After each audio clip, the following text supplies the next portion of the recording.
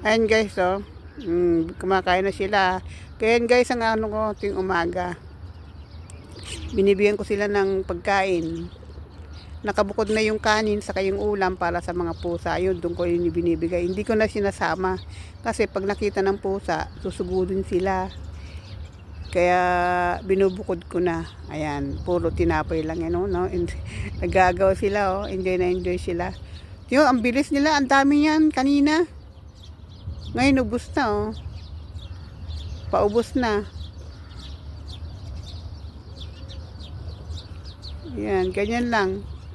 Bukas uli, meron pa uli ako doon. Mamaya himay, putol-putulin ko yung mga tinapay. Kasi pagkabuo, hirap siya lang kung saan-saan nila dinadala. Ayan, pati mga maliliit na ibon pumupunta din dyan. Okay guys, thanks for watching.